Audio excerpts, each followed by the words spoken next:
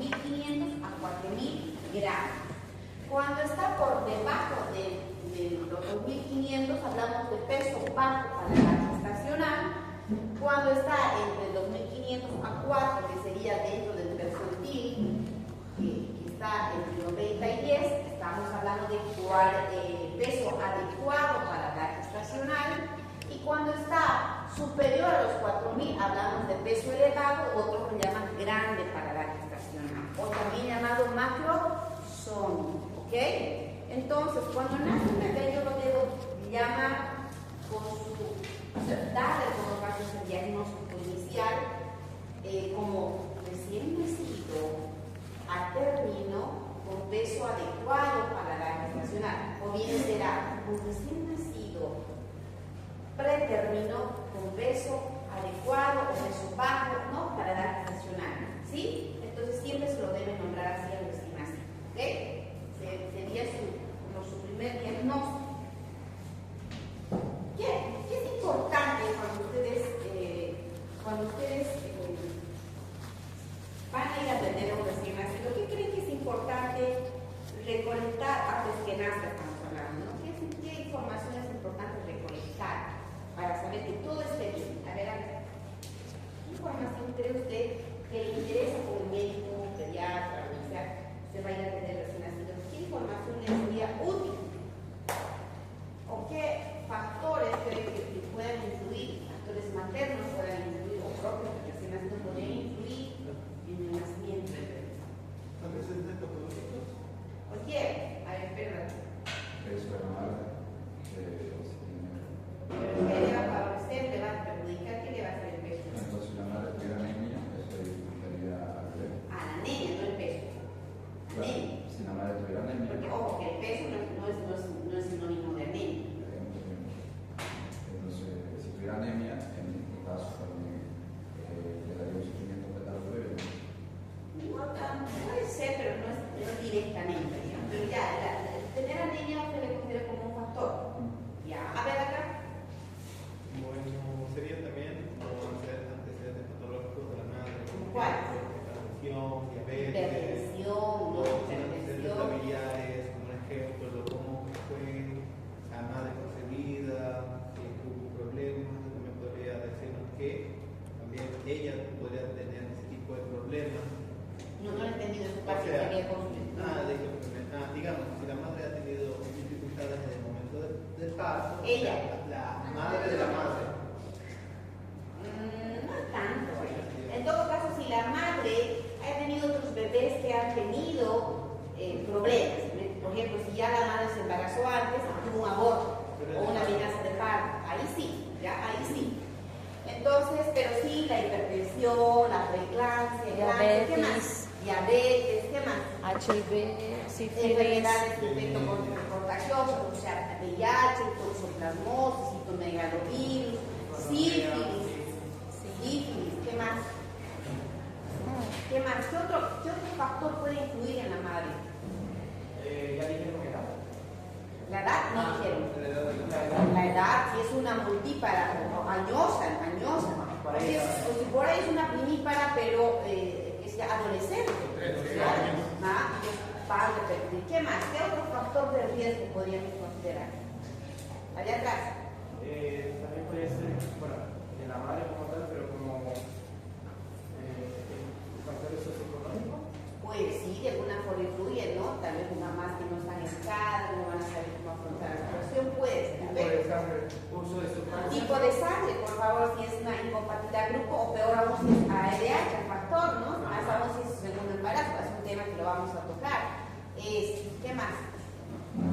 Uso de sustancias controladas. Si es una drogodependiente, ¿no? Por ahí va a producir tal vez una depresión o algún síndrome alcohólico en el bebé, si es una alcohólica dependiente, ¿no? O si por ahí toma algún barbitúrico o capaz toma algo que va a producir depresión central en el bebé, ¿cierto? Es importante. ¿Qué más? ¿Ah? ¿Chagas? Ya dije. ¿Otro? Ya dije. ¿Será importante ver si ha hecho la mamá controles prenatales? Claro. Imagínense confrontarse con una mamá que de plano viene a la sala de parto de urgencia, ay, uno no sabe nunca y su control. Se pierde todo. No sabemos si tiene VIH, no sé si toxocito, si por ahí ha hecho controles, no ha hecho si es por ahí tiene una malformación, ¿cierto? Nada, o sea, de qué edad gestacional es, ¿no? Si ya está incluso en la etapa de alumbramiento, ni se puede hacer arqueografía, ¿sí? Entonces, es un factor de riesgo el no tener controles prenatales. Si tuvo fiebre, será importante. Si tuvo fiebre en el último trimestre, tuvo una infección de vías urinarias o una vulvovaginitis no tratada en el último trimestre, es importante, ¿sí? ¿Qué son esos factores de riesgo? Entonces, cuando me convocan a la atención de un recién nacido, yo tengo que revisar la historia clínica y ver que todos esos datos tengan la información yo. Tienen que estar en la historia clínica. Pero si por ahí no está la historia clínica, ¿yo qué tengo que hacer? Tengo que ir y tengo que hablar, le digo a usted, a ver, doctor, permítame hacerle preguntas, ¿qué edad gestacional es del bebé? ¿Cuál es el color del líquido amniótico? ¿Cuál es el plan de coro? ¿Tiene factores de riesgo? ¿Cuántos productos son? ¿Será lo mismo atender un producto o dos? No, peor aún si es prematuro. Por ejemplo, si es prematuro, yo voy a requerir, por cada prematuro requiero dos, porque probablemente este bebé requiere reanimación o intubación, ¿me entiendes? Y si son gemelos, peor, 4 voy a necesitar. Entonces yo necesito previo saber cuántos productos son, ¿sí?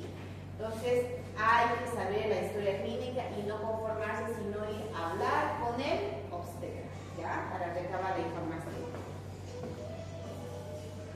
Está buena la musiquita, pero a ver, va. Autóctona. Ya, entonces, la valoración, esto ya hemos hablado, es importante ver los antecedentes que ya los hemos nombrado con ustedes, esto igual los hemos nombrado. ¿Qué tan importante también es conocer la fisiología del recién nacido? ¿Sí? Para, si me convoca, yo tengo que saber mínimamente algunos aspectos. Por ejemplo, ustedes saben que cuando está dentro del el bebé dentro del útero está en un ambiente cálido, húmedo, ¿sí? Calientito.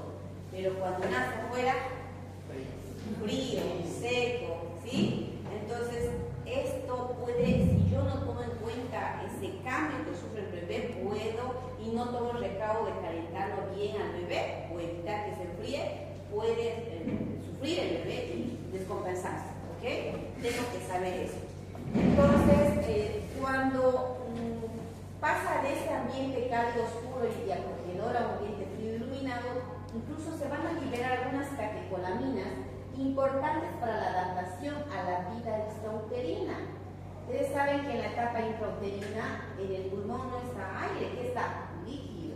¿De dónde recibe oxígeno el bebé? De la placenta, ¿cierto? Entonces, es diferente. En cambio, cuando nace, el oxígeno por la vía respiratoria. Entonces, cuando está dentro del útero, en el pulmón existe líquido, y cuando el bebé nace, reemplaza ese líquido por el oxígeno que está respirando. Entonces, este es un proceso, ¿no?, donde se produce esta eliminación del líquido pulmonar y la expansión, por supuesto, de los pulmones por la oxigenación y la respiración.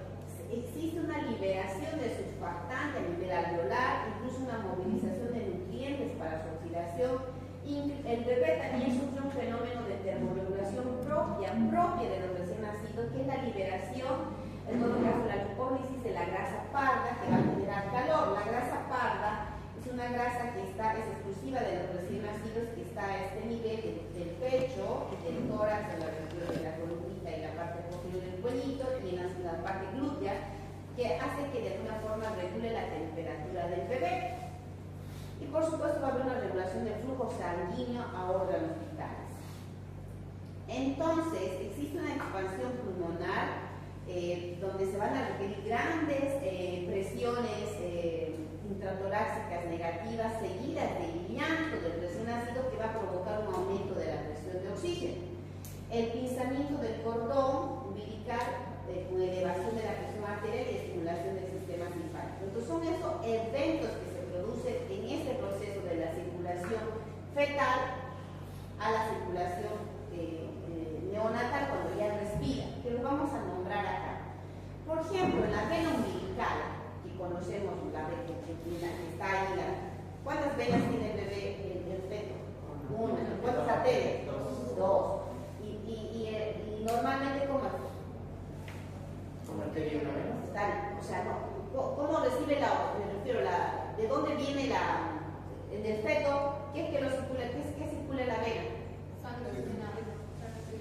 Pero tiene en la etapa postnatal la desoxigenada, ¿me entiendes? ¿No? Entonces, como que hay un cambio de la vida fetal o la vida postnatal.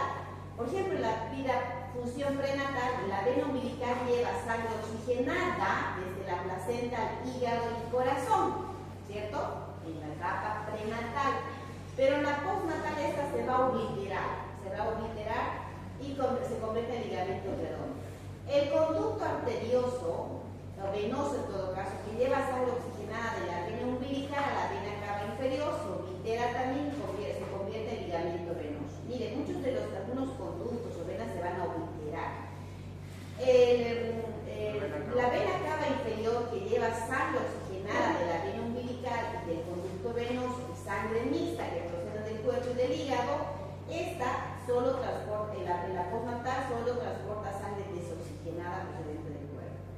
El agujero val, por cierto, comunica que la aurícula derecha con la aurícula izquierda. Pero normal, eso en la etapa prenatal, existe esa comunicación. Pero en la etapa postnatal, esto se cierra, con un gradiente de presiones se cierra. Eso es lo que debería acontecer. No en todos ni bien hacen, algunos como que todavía permanece abierto hasta los 3 meses.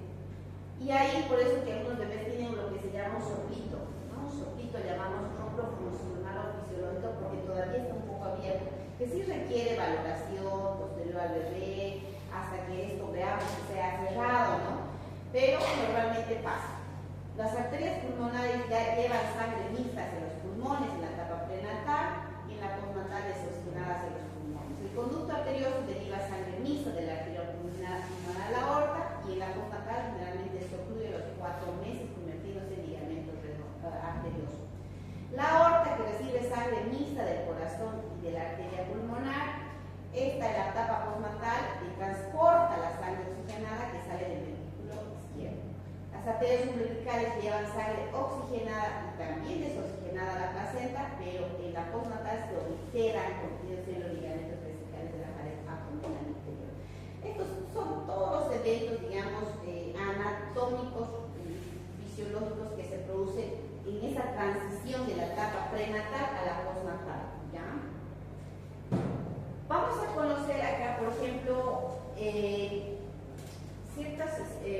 en todo caso vamos a considerar que para una buena atención necesitamos tomar en cuenta sí o sí ciertos aspectos. Uno de estos es la termorregulación. Ya dijimos que el bebé puede descompensarse si no toma en cuenta esto. Para esto tenemos, ¿qué tenemos que tomar en cuenta? Hay instrumentos, por ejemplo, ¿cómo se llama este aparato? Es un equipo, en todo caso, esto es una incubadora, donde yo lo voy a poder observar al paciente, incluso puedo administrar oxígeno termorregular, bien cuando mi paciente está internado, bien para transportarlo, ¿sí? También hay las cunas radiantes, a ver, no sé si las tengo aquí, a ver, esta de acá, porque el bebé es parecido, ¿no? Pero es abierta, ven que es parecido, pero es abierta, no hay aquí esta parte del techo, pero aquí hay como una fuente de luces que genera calor, donde yo puedo fácilmente ahí manipular al bebé, ¿sí? Una radiante. Entonces, yo para poder atender al bebé previamente habré calentado estos equipos por si se descompensa. Si bien estoy esperando un recién nacido sano, pero puede acontecer que estos eventos que habíamos indicado anatomofisiológicos se producen, no siempre se producen adecuadamente y se descompensa mi bebé, o porque tuvo algún factor de riesgo la madre, ¿cierto? O porque no completó la edad gestacional, tantas situaciones que pueden que descompense. Entonces, la termorregulación es clave. Ahora, habíamos dicho que el bebé tiene su propia termogénesis que viene a través de la lipólisis de la grasa parda, que es diferente al adulto, que viene de la actividad metabólica y actividad muscular.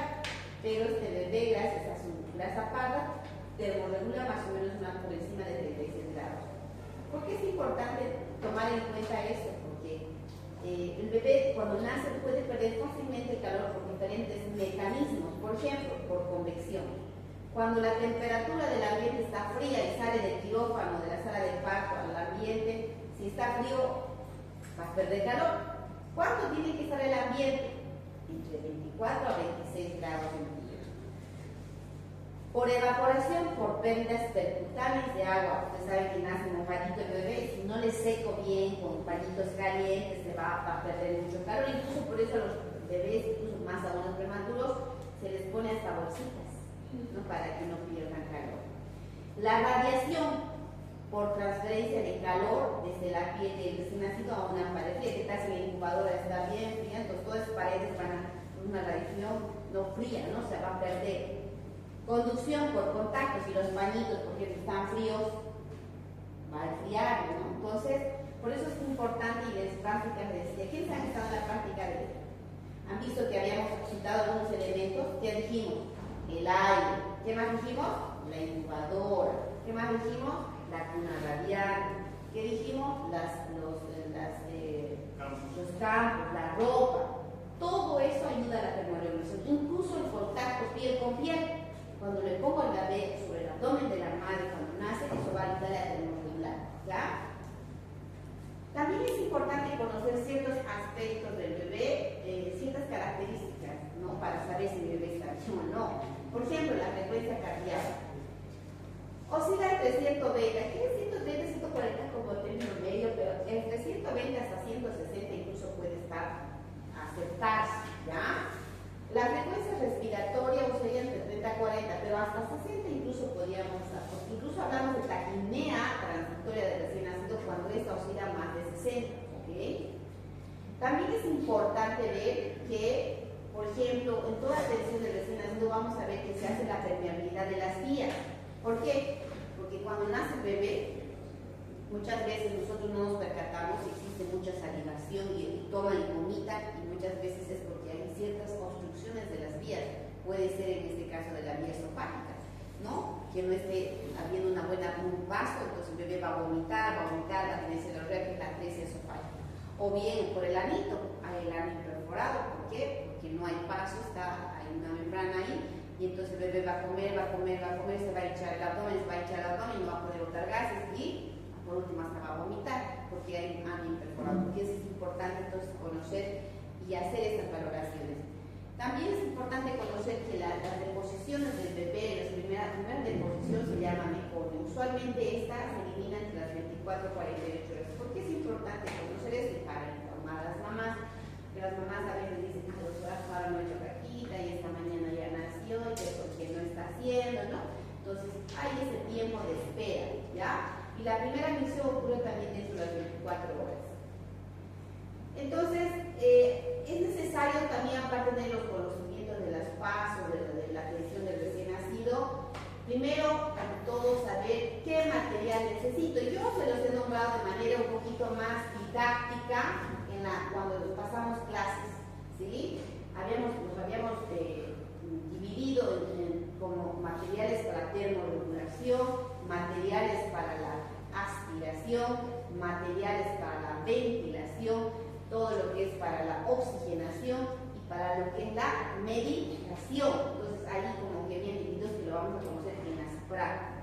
Pero en general podemos decir que sí o sí necesitamos incubadoras, estetoscopio, reloj para saber sobre el nacido, fuente de oxígeno, fuente de aspiración, peras de goma, dispositivos para ventilar, bolsa o ambú, jeringas, tubos de muestras, laringoscopios, tubos endotraqueales, equipos para cateterismo. Por ejemplo, el cateterismo vamos a aprender nosotros cuando hagamos reanimación, ¿ya? Medicamentos, todo eso tengo que tener ya listo. No puedo no puedo entrar a atender un bebé si yo no me cercioro que tenga todo listo. Pero usted me dice, pero si vamos a tener un niño que es sano, no sabemos, muchas veces en el camino del proceso se descompensa, ¿ok? Tenemos que estar listos. Entonces, la historia clínica, conocer la historia clínica, conocer los mecanismos fisiológicos, dominar las técnicas de atención, incluso de reanimación, van a ser fundamentales, ¿ya? ¿Cuáles son los objetivos de la atención? Yo tengo que saber que cuando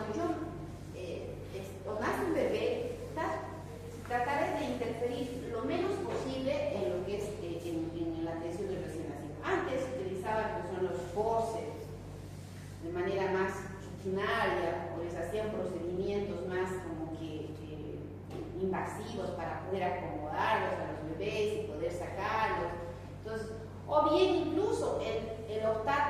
cesárea cuando no está indicado, ¿no? Muchas veces, muchas clínicas privadas, a todos hacen cesárea, ¿sí o no? Cuando no hay ninguna patología o condición que amerite la cesárea. Se dice que en Estados Unidos hay más partos que cesáreas. En cambio, aquí en Bolivia, que es un país subdesarrollado, hay más cesáreas que partos. Todo pienso que es para más con un fin, lucrar. Y entonces, es así, tal cual. Entonces, hay que evitarlo. ¿Ya? Es mejor que el bebé nazca de manera más natural y fisiológica, que es el parto. ¿Ok? Ya. Entonces, es importante mantener los datos del bebé juntos, tanto en el momento del parto como en el alojamiento o el apego precoz, o bien en el mismo ambiente que se llama alojamiento conjunto. O sea, tiene que estar el bebé en el mismo ambiente. Promover el contacto piel con piel, habíamos indicado en la lactancia materna que a través del apego precoz es clave. La profilaxis oftálmica y la enfermedad hemorrágica es también fundamental. Realizar el tamizaje. El tamizaje neonatal, el TSH, todo lo que es las pruebas, digamos, del talón que se hacen en el recién nacido. En realidad estas pruebas no se hacen en día nace ya. Se hacen normalmente ya a partir del cuarto día, ¿ya? Porque se ha visto que antes puede interferir la sangre materna, el resultado, entonces preferiría esperar 4 días y recién hacer, ¿ya? Entonces ahí está la cuna radiante, aquí está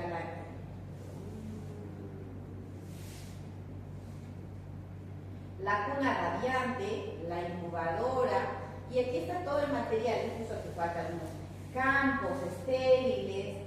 Este es el ARBU con su bolsa autoinflable, las máscaras de reanimación, estas son unas redondas, también pueden ser las anatómicas, el laringoscopio, la peraspiradora, tubos para aspirar, una sonda de aspiración, jeringas de todo tamaño, clamps para poder clampear el cordón, tijera, pinzas hemostáticas, ¿qué más? A ver, los que han hecho clase, ¿qué nos estamos olvidando? Conectores, tubos endotraqueales, tubos de mayo, todo eso se necesita para poder reanimar al paciente en el caso de que se necesita. Si necesita medicamentos, vitamina K, adrenalina, solución dextrosa al 5, solución dextrosa al 10, solución fisiológica, son medicamentos que usualmente se necesitan.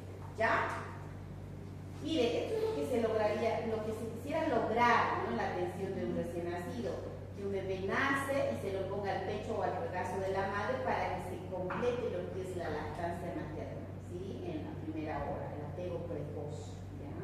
Que es posible, si se puede a 2, imagínense a 1, si involucra tiempo y momento de atención del pediatra o el auxiliar, sí, pero eso es lo que se debería hacer. Esto favorece que hay una transferencia de la microbiota del bebé a la mamá, perdón, de la mamá al bebé. Incluso ahí con la lactancia lo mismo, de la microbiota del pezón y de la leche a la flora intestinal del bebé, ¿cierto? Entonces es clave incluso para la termorregulación y el contacto, se crea ese lazo, ese vínculo, entonces la madre puede acariciar en ese momento, entonces es importante incentivar eso, ¿ok? Incentivar. Y me preguntan, ¿y si es cesárea? Se puede. Muchas veces, normalmente, cuando nace y es parto, lo que uno hace es ponerle sobre el pecho de la madre y esperar que luego suba, ¿no? Pero si es cesárea, muchas veces lo que se hace es colocar aquí como una tope, ¿no? Es como una pared de campos. Y lo que se le hace es colocar al bebé aquí directamente al pecho. No, ya no acá, porque aquí están trabajando, ¿cierto? Entonces, acá, ya se puede.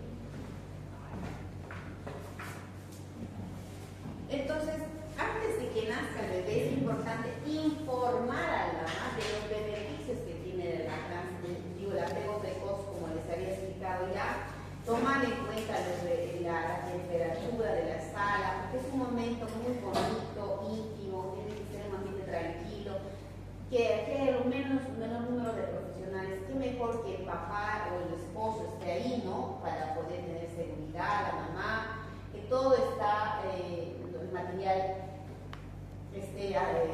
listo, y cuando nace el bebé es importante hacernos 3 preguntas claves que ayer les había enseñado. ¿Cuáles son? ¿Nació término? Respiro y llora. Y si, ¿cómo está el tono?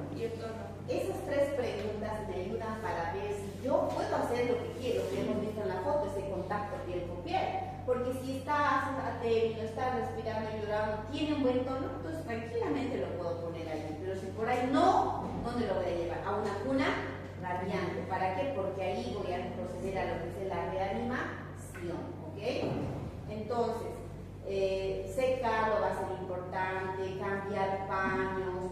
Siempre es importante dejar ir la casita, pero cubrirla con un gorrito para que no pierda calor, ¿ya? Porque es un lugar donde siempre pierde calor.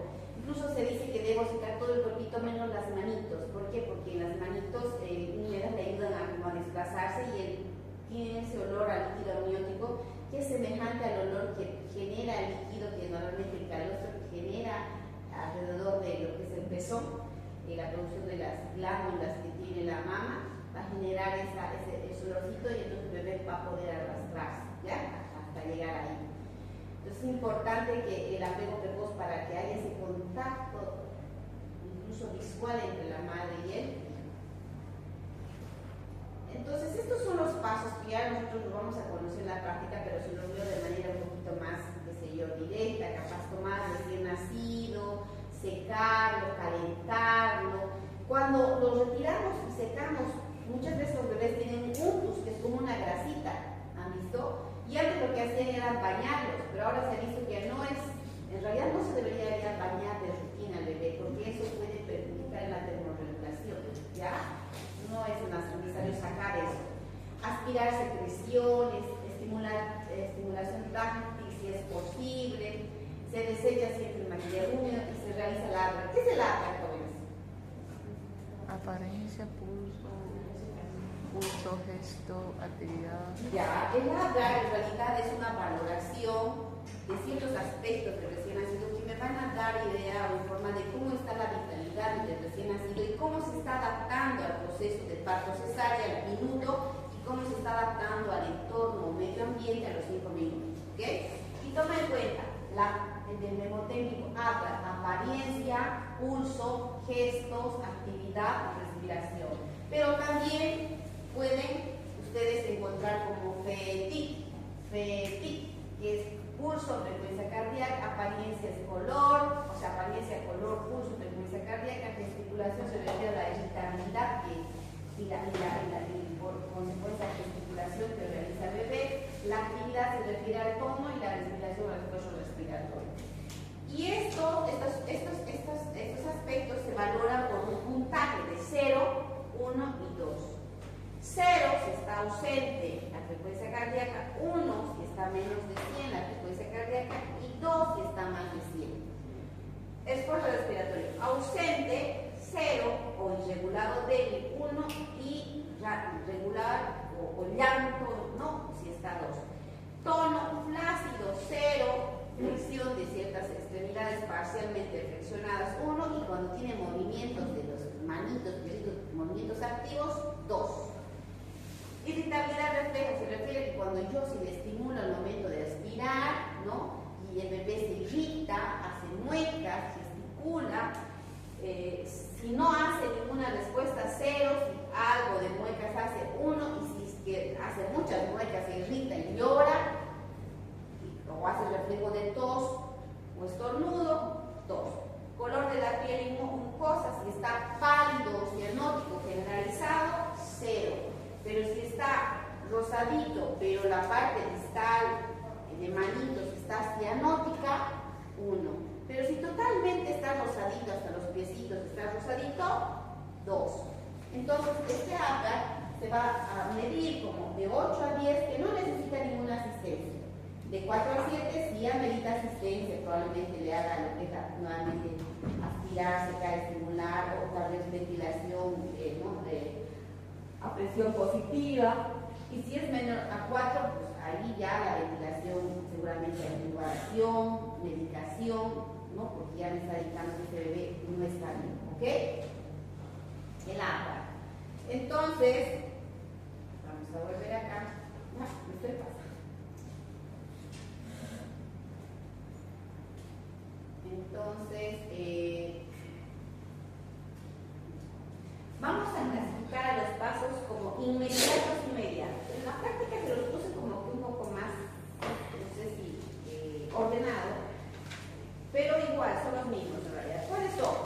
calentar, secar, estimular, posicionar, aspirar y el agua, todos estos pasos lo hacemos dentro del primer minuto. Esos son los pasos que ya de forma inmediata lo debo hacer. Los pasos inmediatos son los que ya luego puedo esperar, a veces puedo esperar minutos, incluso a veces hasta horas, que no hay problema, pero que lo tengo que hacer. ¿Sí? ¿Cuáles son? Ahí está la ligadura del cordón, o plampeo, la topometría, la profilaxis, la identificación, la evaluación de la permeabilidad de las vías y por supuesto la exploración. Y la exploración es hacer un examen general completo, incluso está ya hacer la valoración de la edad gestacional a través de varios test, puede ser test de Usher, de Bayard, de Capurro, de Dubowitz, que son diferentes técnicas o test, ¿no? que me ayudan a valorar. Y también ver los reflejos, ¿ya? Los reflejos arcaicos o primarios. Entonces aquí vamos a ir viendo a través de fotografías más o menos algunos pasos que al bebé cuando nace se lo posiciona sobre el abdomen, más o menos así como de un ladito o piel con piel. Ya cuando decido llevarla a una radiante, lo pondré en posición de, el cúbito dorsal con una cabeza ligeramente extendida, parcialmente extendida, que se llama posición de olfateo, ¿no? Pero normalmente cuando le hago contacto piel con piel, le pongo así, le cubro con las mantitas, cambio de mantitas para que no se enfríe, voy permitiendo ese contacto piel con piel. Necesito secarlo enérgicamente, pero no siendo brusco, ¿sí? Secar de cabecita a pies, ¿ok? Estimulándolo al mismo tiempo, ¿no? Para que pueda él incluso llorar y eso le va a ayudar incluso a oxigenar. Aspirar secreciones, si es que hay secreciones, no es que ya todo bebé tenga que aspirar, todo, no. Solo si es que por ahí veo que mi bebé tiene mucha secreción, se está acumulando, ¿no? O ha habido ciertos, meconio y tengo que aspirar, pero no es que a todos debo aspirar. Pero para eso necesitamos la perita o muchas veces la sonda, ¿cierto? Y también ya en los pasos inmediatos, está ya el pinzamiento o sección del cordón umbilical. Normalmente este pinzamiento se hace más o menos a 2 o 3 centímetros de la base del cordón umbilical, se pone una pinza clamp y otra más o menos entre 1 a 2 centímetros otra pinza clamp y al medio tengo que hacer el cordón, ¿sí? Al medio. Esto ya no está. ¿Por qué está? No sé. Ya, para luego este es el dispositivo que se llama CLAM, ¿no? CLAM, ¿no? Aquí está cuánto la distancia, el corte, que sería mejor hacer en la práctica. También están los pasos hacer la antropometría, peso, una balancita desnudito, talla, perímetro cefálico, abdominal, torácico. En las prácticas habíamos aprendido a pesar, tallar y perímetro cefálico, ¿cierto? Es importante. Profilaxis, la profilaxis está tanto la profilaxis de la vitamina K como la profilaxis ocular. Incluso eso les di de tarea y les dejo de tarea para averiguar mejor y en clases me lo dicen, ¿cierto? Pero vamos a hablar de manera general que se aplica gotitas de gentamicina y eritromicina para evitar infecciones, sobre todo en todo caso si ha sido parto, ¿no? Por el pasaje del canal, por el canal del parto del bebé.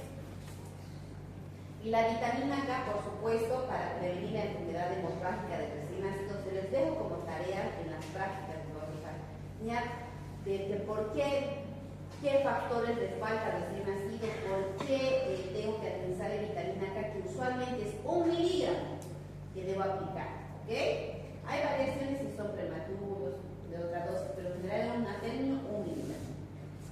La identificación del neonato será importante. Sí. Y hace poquito hubo esa noticia, les decía, del intercambio de bebés. De 7 años.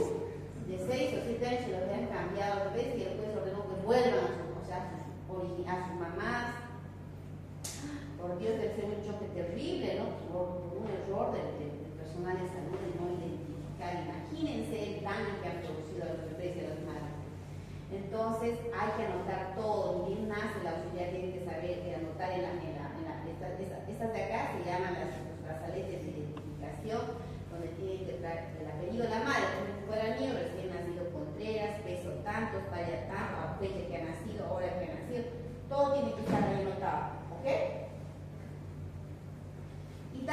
no olvidarnos nunca de ver la permeabilidad de las vías. Para eso se hacen mediciones.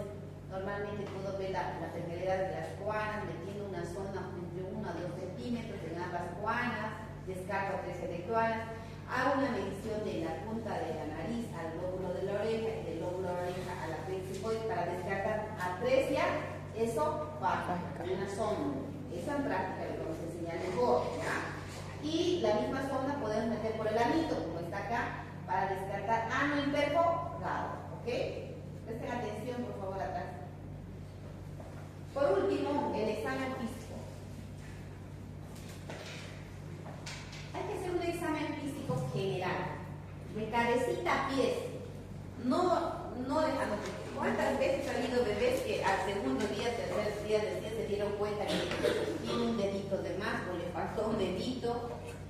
O bien, lo peor, que no le hicieron, estaba haciendo bien y no le hicieron ver la permeabilidad de las vías. ¿Y qué pasó? Que el niño tomó y se lo vómito y tenía atresia esofágica. O bien tomaba y al poco tiempo su abdomen se distendió porque no tenía ano, ¿me entiendes? Tenía ano, pero no estaba permeable, ¿no? Entonces ano imperforado. Entonces es importante no pasar y hacer una buena revisión. Vamos a dividirnos en las prácticas como haciendo una exploración física general, ¿sí? Donde vamos a ver toda la anatomía de la cabecita, de los ojitos, doctoras, qué tenemos que ver, ¿no? Cómo podemos. Y también ahí está lo que es la exploración de la edad gestacional, ¿sí? Y para ver la edad gestacional hay como test, el test de Usher, el test de Capurro, el test de Bayard, el test de Dubois, que son test que le van a ayudar a saber de qué edad gestacional es al examen físico. Si bien hay un antecedente ginecobstétrico que me dice, ¿es esta su edad gestacional? A veces uno puede refutar, porque cuántas veces nace el bebé y me dice, este es a término, no se duerma, este es a término, y resulta que cuando nació era pretérmino, ¿ok? Cuando nació era pretérmino. Entonces, tenemos que saber conocer esos tests. Por ejemplo, este de acá, por ejemplo, es el de Usher, donde ven pliegues plantares, nódulos mamarios, pelo, cabello auricular y los genitales. Cada uno va a ir dependiendo. Esto en la práctica les vamos a enseñar, pero voy más o menos, incluso les dejé de tarea y se los dejo de tareas para que ustedes en casa vayan viendo cuál es la diferencia de cada uno. Por ejemplo, simplemente viendo a este, tienen que saberse de memoria esto y hagan lo mismo. Por ejemplo, los pliegues profundos. Cuando el bebé tiene los pliegues en toda la plantita y sus nódulos mamarios, cuando yo mido y está más o menos más de 7 y el cabello ya está duro, sedoso, ya bien diferenciado, implantado, o cuando el pabelloncito está bien formado y hay cartílago, o cuando los testículos, si son varoncitos, ya están en sus bolsas escrotales y tienen abundantes pliegues en el escroto, o si es mujercita, los labios cubren a los menores, yo debo pensar que este bebé ya es más o menos de 39 semanas, ¿ok? Pero es muy diferente si es prematuro. Entonces ustedes vayan explicando esto del test de Usher, ¿ya? Y les dejo tarea para que vean unas diferencias con lo que es el Capurro y también unas diferencias con lo que es de, por ejemplo, el Capurro toma en cuenta la piel, ¿cierto? Y se hace mediciones y se hace sumatoria, donde ustedes van a aprender eso a hacer. Este es como que algo más sencillo, pero quiero que vayan viendo la diferencia. Les voy a preguntar para su examen. ¿Y cómo puedo yo diferenciar? Son características del bebé que me van a dar pauta si es prematuro, a término, ¿no? Ahora, tengo que también no dejar de lado hacer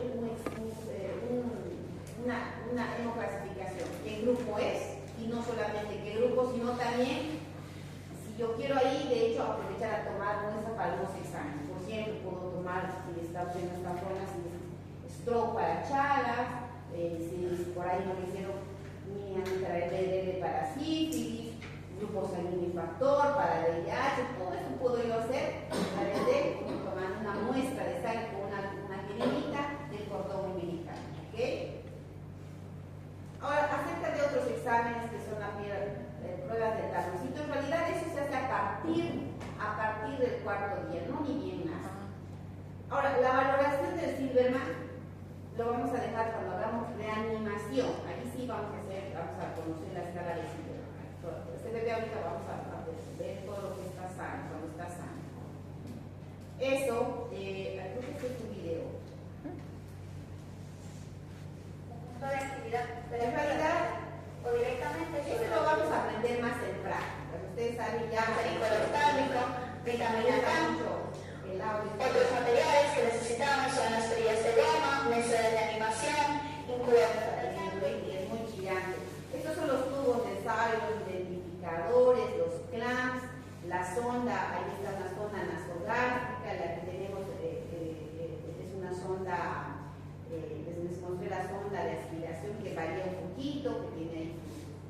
¿Qué más? Todo eso lo vamos a hacer en prácticas, pero sí, incluso les mandé, creo que ya videos también a ustedes para que lo vayan viendo.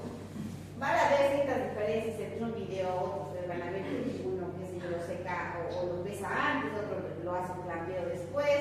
Son variantes que en los pasos inmediatos que pueden hacer, pero creo que los pasos iniciales nunca deben variar. Me refiero a que tiene que calentarse, la persona a aspirarse, sí o sí, y saber cómo está su abra al primer minuto, y no tiene que variar, ¿ok? No sé si tienen alguna duda, si no vamos a quedar ahí, y bueno, por los que nos queda, ¿quiénes tienen práctica